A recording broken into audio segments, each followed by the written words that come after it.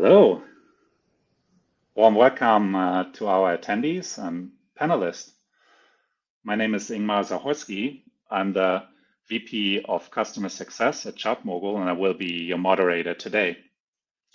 Before I let our PLG and CLG expert panelists introduce themselves, I'd like to go over a couple points on the format and also set the stage for today's topic.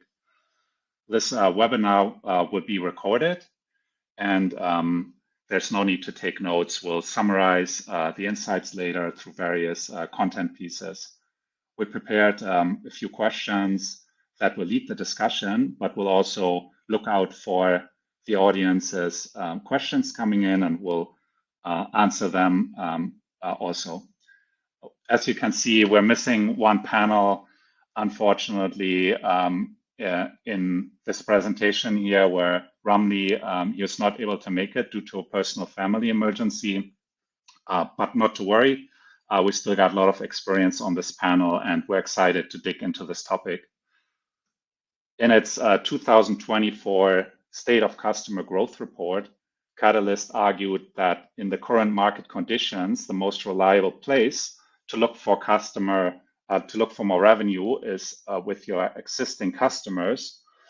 ChartMogul's SaaS benchmark report, which we pulled from 2,100 SaaS businesses, did support this argument by showing that growth coming from expansion has been increasing the last few quarters, while new business growth remains flat. And that it begs the question, is customer-led growth the new PLG? Edward, could you please introduce yourself? Hello, everyone. Thank you for having me. I'm Edward. I'm the CEO and co-founder of Catalyst. For those of you that are not familiar with Catalyst, we are a customer growth platform designed to help businesses retain more of your customers and drive more expansion revenue from the customers that you already have. And to Ingmar's point earlier, we had published a guide on customer-led growth last year, and that's mainly because, as a platform in which our customers use it to drive and understand better growth from their existing customers, we had a unique POV on where the market was headed. And what we saw very clearly was everyone's sales attainment was down. I wrote a LinkedIn post today that talks about quota attainment, which I'll drop in a chat here in a little bit for those of you who want to take a look. But really the discussion is about, hey, right now, sales is difficult. Revenue is difficult. Sales leaders are having difficulties driving revenue. So for us, we saw that customer-led growth was the best path to driving revenue from here on out. And I don't think that's going to change for a while, because all leaders and board members and C-suite executives understand that your customers are the most valuable asset, because it is customers that you already have. It is way cheaper to drive expansion revenue than it is to go get more customers.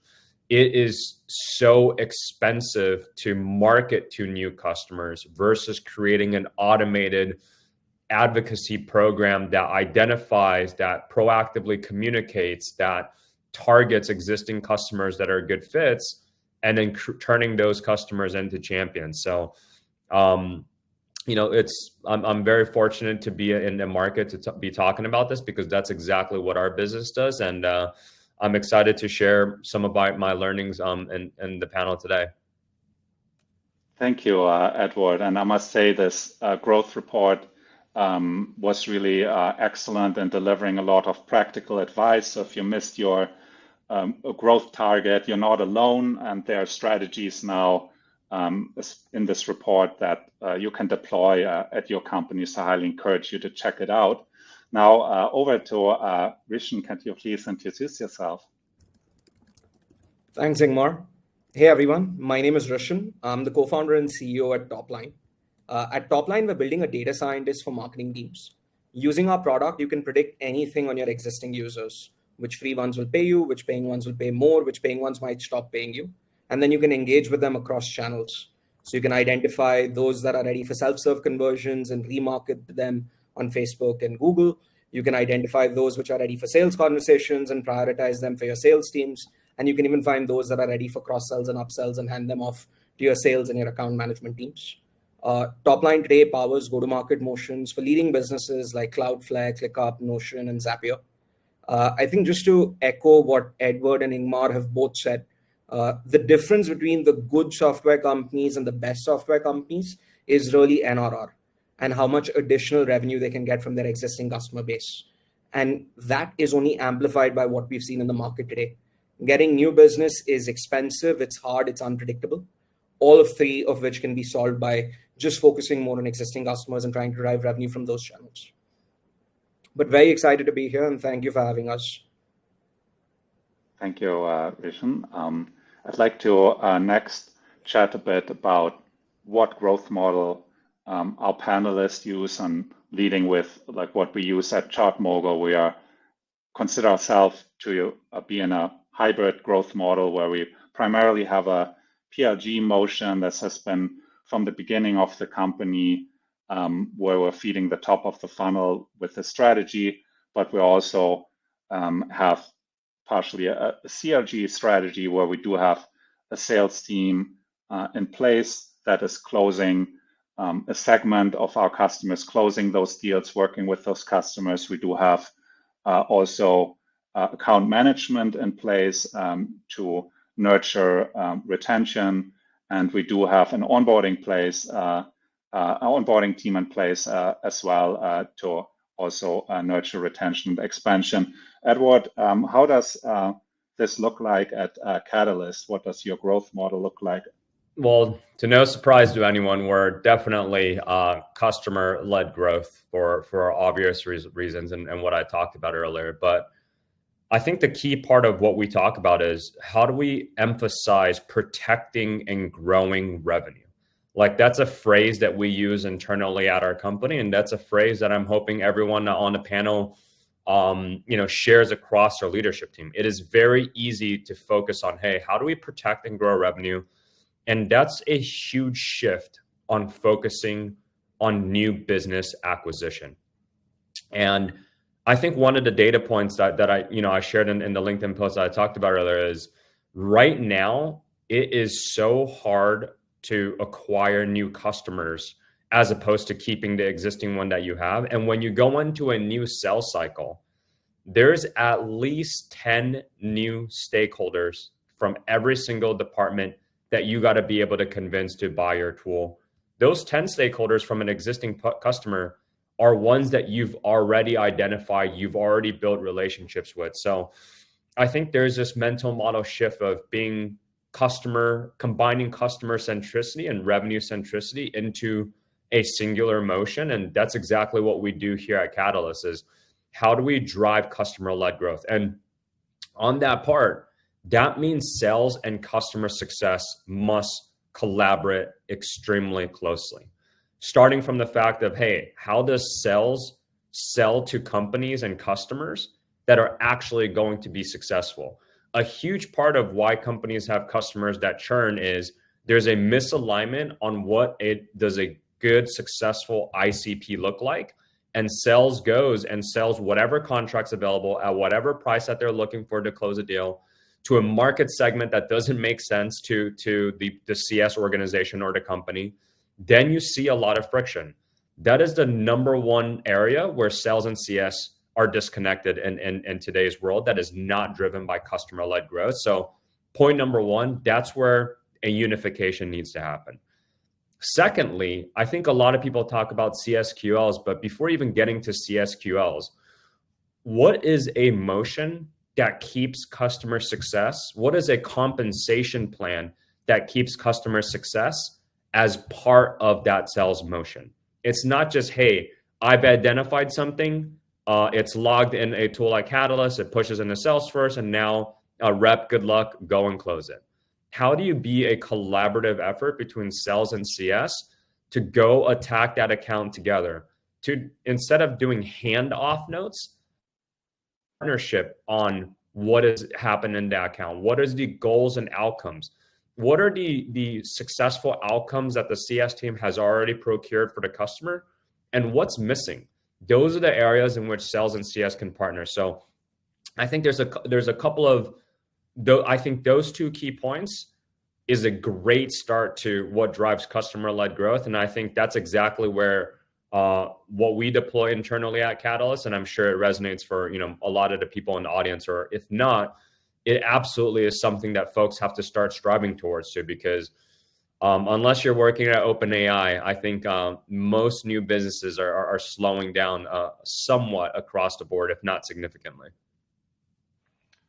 Thanks for that, Edward. That's something I feel it resonates a lot with me, because at ChartMogul, we also had to figure out how the sales team works together with the customer success team in the onboarding, and how we can actually unify that cycle rather than doing a handover to make that smooth for the customer, being a technical or having a product that's more technical.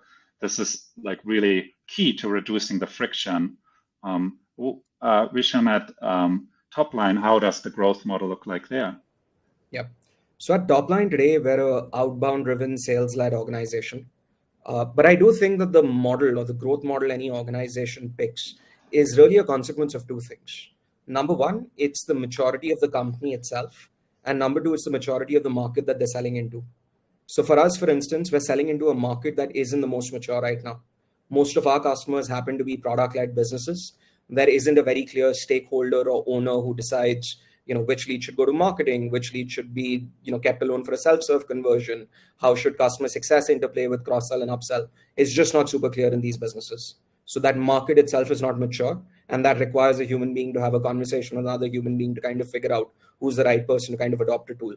So that's about market maturity. When it comes to our maturity as well, it's easy for us to slap on a get started button on our product, but that doesn't mean we've earned the right to become product-led. You need to be able to provide value to your customers quickly. You need to have a seamless onboarding. You need to get to that aha moment in a few clicks, where we just aren't right now. We haven't earned the right to be product-led ourselves. So today we're just a plain vanilla sales-led organization. Got you. Like I've heard you speak quite a lot about the advantages, Risham, of product-led growth. And could you highlight for our audience a bit, and maybe it's also useful to sort of backtrack a little bit and just define it a bit more broadly, what you understand product-led growth is today in this current market, and what the advantages are of it? Yeah. So I think different people that you speak with will have a different definition of what product-led growth, or PLG, is for them. Honestly, I'm not a big fan of the word PLG. It was coined by some VC back in 2015. It doesn't really mean that much. But my understanding of it, at least, is it's a go-to-market motion where your product is front and center of your user's buying journey. So the product is what the user first discovers. The product is how they perceive value, and the product is where they kind of decide whether this is something they'd like to pursue or not. Sales, customer success, marketing are all supporting actors, and the main actor or the main cast for you is the product team. Having said that, I do believe there are several advantages to this quote-unquote product-led motion. The most important of which is you actually meet your buyer's expectations. And let me unpack that for you.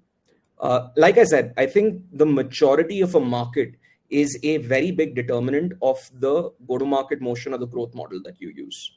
Now, I believe that there are several software categories out there that have reached maturity in their adoption phase.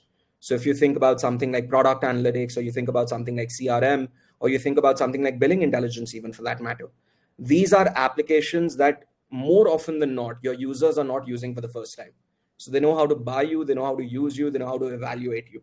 Now, if all of that is preset and that exists, then your buyer has the expectation that they can try your software before they buy it. So the biggest advantage that you have of becoming product-led, if you're operating in a mature category, is that you just simply meet your customers' expectations. This is really interesting. And this is something that we struggled with at ChartMogul at the beginning, is we wanted to be as product-led as possible. But when we realized that we are creating a new category, and that means there's a lot of educating our customers how to use our product, which to some degree we're able to do through content and automated ways, but there was just initially a lot of talking to our customers and sort of establishing this category, what it means, where we're sort of in this niche of SaaS analytics inside bigger sort of BI market that people understood and knew, but they didn't like really know a lot of the times what do these metrics mean, how are they calculated. There isn't like a very clear definition for everything. So yeah, that led us down that path where we ended up having to talk to our customers more in the early stages, even to smaller customers.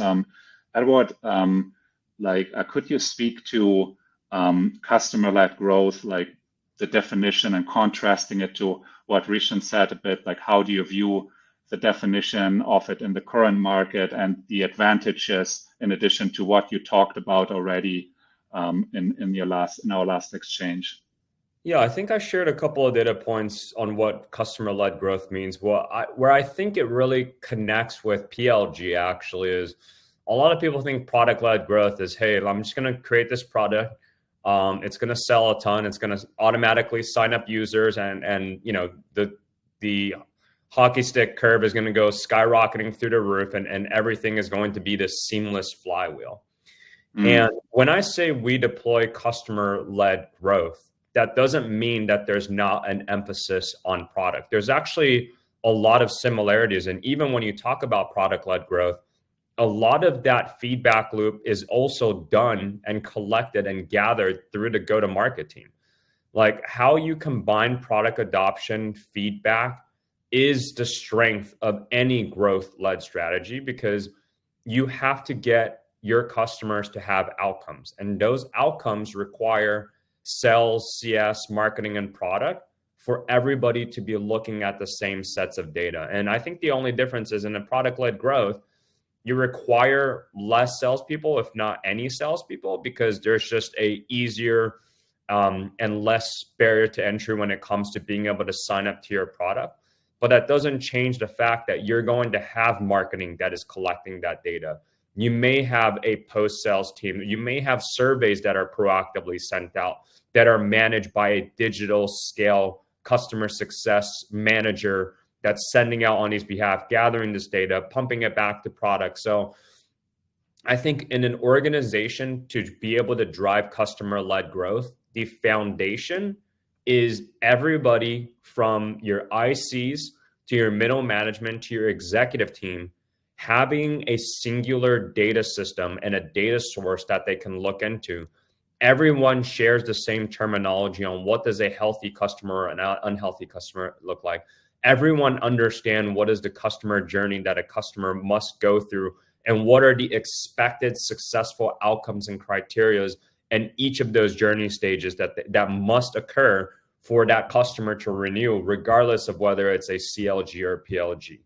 And I think that's where a lot of companies still miss this, is it doesn't matter what format or what growth model you're in, they don't have a good visibility into their product, into their customers. And we have customers, believe it or not, that are, I'm not going to share the name, but they are data companies, and they themselves leverage Catalyst to unify all their data sets from Salesforce, from their data warehouse, from Snowflake and Redshift, from their ticketing data, from their Jira ticket data. So right now, almost every company has 5 or 6 different systems, and nobody has a singular source of truth and how to understand the customer journey and what are the expected outcomes. And I think that's where customers-led growth really comes down to everyone operating from the customer motion.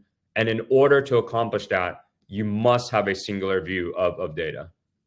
Yeah, this is something where I feel maturity also plays into this, how far along you are as a company to actually have a repeatable sales motion in place. Where I feel for us at ChartMogul, we did sort of really focus more on PLG initially, as we were a bit scrappy. We raised some seed rounds, and then we're growing with our own revenues. So that it took us some years to get to a point where we actually felt the investment into customer-led growth was worth it for us, where we built up a sales and marketing team, or we expanded the sales team, and we built up a proper marketing team, where for the first few years, we really just did like some content marketing, and we had lots of word of mouth, and that helped us grow to a several million ARR. Like, what are your thoughts on that, Edward, about maturity, and like when is a good time to like start thinking about customer-led growth? I don't think there's a period that is too late or too early to start thinking about customer-led growth, because your board and your executive team are having conversation at least once a month, if not, every quarter at the minimum, of where to make investments throughout the entire customer lifecycle. So to immediately off the bat understand, even if it's a simple framework of what is the customer journey that each customer, whether it's product-led growth or customer-led growth, that the customer is expected to go through, an outcome-driven measurement is what's key. Like, a lot of times, CS teams or product team, they measure adoption, they measure logins, they measure how much of a feature is used. I know I speak for everyone on this call. You have had customers who have churned where they have high adoption, where they have high login rates. Why? That's because they're not getting value. They're not getting the outcome. They're using it because they're used to the tool. So the sooner that you are crafting a customer journey that focuses on, hey, what are the expected outcomes and delightful moments that we expect these customers to have in each of these stages, that's when you can start to be driving your way through customer-led growth. So, my argument is, I think even if you are a PLG-driven company, there are CLG practices that you can absolutely deploy to ensure that there's a strong connectivity between the go-to-market team, the leadership team, and to the customer base. Do you agree with that, Rishan? Have you seen sort of hybrid models work? I actually think if you look at any company that's at scale and is successful, there isn't any one go-to-market motion that they use. It's typically a combination of many. Like, I think the purest example of PLG companies, when you think of it, that comes to mind is perhaps a Figma or a Canva. But even if you think about those businesses, their PLG or self-serve business is one part of what they do.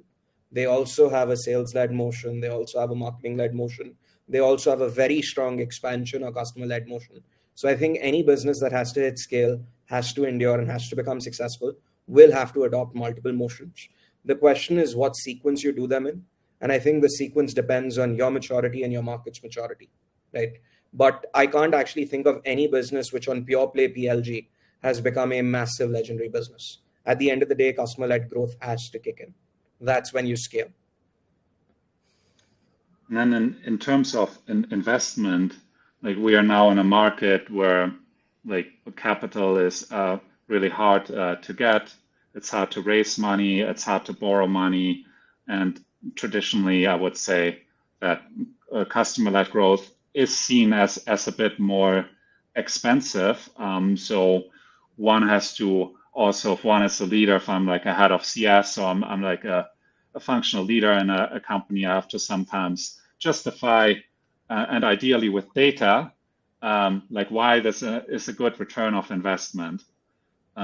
So when thinking about like data infrastructure, like this is something where I feel many companies, they struggle, where they might not have the right reporting in place, or they're coming into a business and then they have to sort of clean up the reporting. Do you think this is changing now, where companies are getting better working with data and using platforms that enable this, Edward? I think 5 years ago, businesses and leaders can have an excuse. I think leaders today, there's just no excuse, right? If you are not a data-driven customer success or data-driven revenue leader, you should not be a leader at all. And frankly, in 6 months, you probably won't be. And that's the hard truth, because every single business out there, every board meeting that you have, they want to understand what data are trending. Now, with everything moving into the cloud, with everything moving into very accessible data like Snowflake, Redshift, BigQuery, the ease and access to data is easier than before. You can even without a tool like Catalyst, you can force your way into pushing some of that data into Salesforce if that's what it takes to better understand your data. But there just really is no excuse for not being able to see that data. Now, a lot of times when we talk with prospects during a sales cycle, they say, we have to do so much. Like, we have to clean up our data before we can go do a customer health. We have to clean up our data before we can do a customer journey. That's always the excuse, is they have to clean up their data. Well, I got news for everyone. That data cleanliness project is going to happen for the rest of the business's life forever. There's not a single business on the planet that is still not cleaning up their data. Salesforce, one of the largest CRM companies in the world, they're still cleaning up their data. Snowflake, a data company that is extremely successful, they themselves are cleaning up their data, and they have limitless resources, deep understanding of their data models, let alone somebody who's just getting started. So using that as an excuse is creating barriers for yourself versus just knowing how to start small. Knowing what are the key factors that you're trying to identify in terms of your customer journey. Knowing what the key factors are and identifying what makes your customer successful. What is one feature that they use that when they use it, they're less likely to churn? These aren't things that you need to clean up or dig deep into the data to find out. You can find this out by interviewing 20 customers instantly. That doesn't require any data sets. That gives you the first foundational model. So my answer to folks these days is, don't try and start with a big project. Don't think in your mind that you have to do all this data cleanliness up, because by the time that you're done, you may not have a job for a number of reasons. The company may not be around. The company may not be doing well. The market may be crashing, or your company is doing extremely well, but your leadership team is saying, wow, you've been here for a year and you still can't give me any visibility on data, and you're blaming every other department versus there are data sets that are just sitting there ready to be mined. So that's my POV on the world today and how easy to become a customer-led growth model. I completely agree with that. And that's something where I found myself in the position early on where I didn't have the tooling, where I didn't have the access, and you can just really dig into the qualitative data. And usually most companies have enough of it that when you look at it, you analyze it, you ask more questions, you can paint a picture where you can impact outcomes and change within a business, and then also advocate for the right tooling to be put into place based on seeing outcomes from that data, and then moving to a more a quantitative approach over time, which just is necessary to scale. I would like to shift the discussion a bit towards the ownership, because I feel in GTM teams, sometimes there's multiple people in it, sometimes someone has a bit more weight. And who do you think, Rishan, should be in a company in charge of the growth model? Should it be one person? Should it be multiple people? What is your view on this? I wish I knew the answer to this question. To be honest, I'm kind of neck deep in figuring this out myself. I think over the last 3 years, as we've been building Toplyne, what I've come to the realization at is in every organization, the data model is going to be co-owned by multiple teams, right? There needs to be a stakeholder from sales. There needs to be a stakeholder from marketing. There needs to be a stakeholder from customer success. There needs to be a stakeholder from operations. The reason why you need one stakeholder from each of these teams present is because no one team can actually succeed with the other. So unfortunately, it's shared responsibility, right? The thing that I find critical, at least when it comes to a data model, is not whose neck to grab if it fails, but more importantly, does my team have a shared understanding of what this model is? And do they have a shared grammar or language that they can share with each other? So if someone says happy customer, to Edward's point, does everyone describe the same thing? If someone says likely to churn, does everyone describe the same thing? So I don't think it's as important to figure out who is the owner to the data model, or growth model. What's more important is making sure that that growth model has common grammar across your teams. It could be set up by whoever. And for that, I feel it's so important that at least one person does map out the customer journey. And I feel like that's something someone has to take on, because you can only come to an agreement on the vocabulary and on the stages when that is very clear of how that looks like. So I found we did an exercise that at ChartMogul where we were then able to unify sort of language that is being used in sales, marketing, and customer success when defining the customer journey, like what are the stages, what are the outcomes, and then also this needs to be iterated on, because this is very dynamic. It's not something one can just do once and then it sits there for several years. I found this needs to be nurtured and updated in regular intervals. And then also being able to define what are the clear measurements at each stage. And that's something where I'm curious what your view is, Edward, on what are the sort of metrics, North Star metrics, when you think of customer-led growth that you think our audience should pay attention to?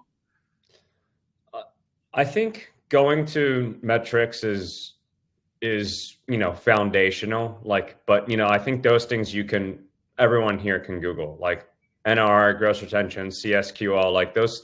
You will choose what are the things that make sense, and most importantly, your board is going to define some metrics for you to look at. I think going back to what Rishan said is, how do you ensure that there's a partnership across the board between the go-to-market team? And I feel like that's where something that Catalyst does extremely well is, because there is not this notion of, hey, sales team versus the CS team versus the marketing team. We have a singular revenue meeting that is there to discuss new business, expansion, pipeline, and what are the impacts and programs that are going to drive forward. As an example, the marketing team is the one that designs the cabs, but that's in close partnership with the customer success team to drive customers that are going to be referenceable, that the sales team now can use to go get more logos. At Catalyst, we are looking to go up market. The sales team is looking to go up market. If you let the marketing team or the product team fill that cab with a bunch of SMB and mid-market companies, that's not going to be valuable to the sales team to drive more revenue. And this is a known fact that within 2 years of starting a cab, there is a 9% increase in new business from that cab versus non-cab members. So not only are you generating more spend automatically that's driving organic, cheap, inexpensive growth, you have now just created a motion between all three groups to be aligned on the same terminology, same ICP that everyone can use for one motion to drive customer-led growth. So to me, it's the partnership between sales and CS. It's the partnership between sales, CS, and marketing as a unified motion that's going to drive towards the metrics that you're looking for. And that's very, very hard to do, because in most organizations, there is this very siloed feel for what sales represents, for siloed feel for what CS represents. And if you want to do CLG, if you want to drive inexpensive growth, if you want to drive organic growth, it starts with the leaders being able to unify that revenue meeting. And frankly, if the leaders won't do it, I think the middle management can easily put together a meeting or a cadence that figures out a lot of these things, and it's only going to make everyone's jobs a lot easier. That's something that we also did at ChartMogul about a year ago, where we just created a GTM group, and we have a representative from marketing, from sales and customer success in it, where we meet on a monthly cadence and where we have our own internal metrics that all influence each other. We go through them. We talk through through problems, through projects in this meeting, and we found this to be highly beneficial, to be really well aligned amongst these departments. And we didn't just add VPs to this meeting, but we also added some middle managers that are actually executing on some of the work, like a onboarding director in there, where we have like this perfect feedback loop where I really feel like the success team can now influence the funnel, that we're getting the right customers in, that we can actually retain, where we've become really laser focused on defining the right ICPs over time. And now I feel it's a much better machine that works better together, where we're having these conversations where we ask the hard questions of what do we need to measure for the type of business that we are, and translate these well-known metrics into something that's actionable for us. How does this look like, Rishan, at Toplyne? I think it's no different to what Edward and Ingmar both have said, right? At the end of the day, there has to be a partnership between sales, customer success, and marketing. Ingmar, to your point, I think it's only natural for people to say that, hey, if it's the customer journey, it's perhaps customer success or product that should define it. But I actually think that's a very short-sighted way to look at it, because your customer's journey doesn't start when they become your customer. Your customer's journey starts with when they first discover your brand. How do they build interest? How do they build awareness? How do they take a decision? Then it moves on to what is happening behind the veil, which is in an organization. What's the decision-making process looking like when they're trying to procure a new tool or they're trying to procure a new application? All of that has to be baked into this customer journey that you're thinking of. And all of that really builds the foundation for customer-led growth. So you fundamentally need a very strong partnership between sales, customer success, operations, marketing, right? Now, ideally, this partnership is present at the very top, because if your CXOs or VPs are aligned, then but naturally everyone else would be all aligned as well. But you could also have this partnership kind of spring bottoms up. I have not seen too many cases where it's worked bottoms up, but I would encourage everyone on this call who does not have this partnership top down to at least think about it and consider it today. Mm-hmm. Like now, we are sort of getting closer to the time that we have left. I'd like to share maybe a specific initiative that you have done within your company to aid customer-led growth. Edward, is there something that you'd like to share? One thing that we just did last week, and we have it coming up every bi-weekly, is a broader risk meeting and a broader upsell meeting that includes stakeholders from every single group. And I'm talking about product, engineering, marketing, sales engineering, leadership team representative. When you have a upsell and renewals meeting talking about, hey, here's an account that is at risk because they're not finding value in XYZ feature, or they're not finding value during XYZ stage of onboarding. The product stakeholder in that meeting knows that that's the piece of product that they're responsible for, and they need to go do something about it. Engineering team can quickly understand that at the end of the meeting, wow, there is a shit ton of bugs that's happening across the system. And by the way, I'm just speaking hypothetically. I want to be clear, I'm not talking about Catalyst, but when there's a ton of bugs that are happening that I got to go address and I got to go fix. Then on the marketing side, it's, hey, the couple of these customers are actually really enjoying the platform. There's upsell opportunities here, but it's also 3 or 4 customers that I can go grab a case study from. So I know it seems very expensive to grab stakeholders from every single group, but I guarantee you it's going to be the best meeting that you have every single month, because there's just so much alignment, and it ensures that you don't have to send these messages. You don't have to spread these messages. You don't have to wait for the once a month or once a quarter all hands to help the group understand on the work that they're doing, what's working well, what's not working well, and what are the areas of opportunities that they can go tackle right then. And we come out of every single meeting with more dollars. When you talk about customer-led growth, when you're talking about cheaper growth, when you're talking about driving towards profitability, talk about a meeting where you come out of that meeting reducing churn. You come out of that meeting driving expansion dollars because it's a uniform motion. So for me, that is a meeting worthwhile having, because there's a ton of meetings that are happening everywhere that are doing nothing, moving the needle not one bit. And these two meetings for us, they drive tremendous amount of impact. Thanks for sharing that example, Edward. What about you, Rishan? Do you have an example you'd like to share? Yeah, I'm going to share some tactical examples that we follow both at Toplyne and have followed in my past lives.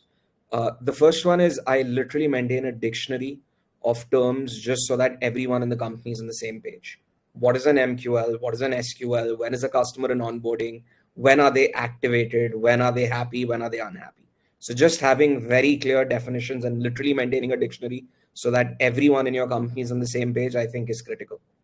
The second one is I honestly believe most businesses don't do the basics. So do your QBRs, MBRs, make sure your product managers are having conversations with customers. Make sure it's not just customers that have opted in to fill out a survey. Make sure PMs are actually outbounding both happy and unhappy customers, trying to get face time with them or trying to have conversations with them. But honestly, I think if you do these basics, you've really set yourself up well. I think you can then move on to more nuanced and advanced things like having a joint go-to-market function and what have you. But honestly, I think first people just need to knock out the basics. Seems from what you're saying also, that would mean having a pretty strong customer feedback loop and having process around how to collect and analyze customer feedback and then doing actionable things with it where the teams are in place that can actually react to that. And that's something I also got out of this. Yeah. If you don't have a process in place, you just have hope, and hope is not a strategy. Mm-hmm. And that's what Edward in your report that you also shared in the chat. I saw some actionable advice there, and that's something at ChartMogul that we've also implemented, where we really doubled down on onboarding and implementation already some time ago. Built up a separate team where we always had that as sort of a bit of a cross-functional responsibility, and that's, I guess, companies that are not that large yet, but we're now about 70 people at ChartMogul, and we got to the point where we can do it, where earlier on it was hard to have a dedicated person or team to just focus on onboarding and implementation, where we knew that was a problem, but then we realized, okay, maybe we should have invested a bit earlier because we were losing revenue there, where we're seeing in the adoption stage of the life cycle that some customers were getting lost their adoption and renewal, and then really doubled down on onboarding stage, had implementation specialists in place, and were able then to onboard and retain customers that were before we were losing at a higher rate. So something else, Edward, you'd like a final thought on that? Yeah. Like to share? I think it's not just investing and onboarding and implementation. It's really understanding what is the customer outcomes that they're looking to achieve when they buy your product.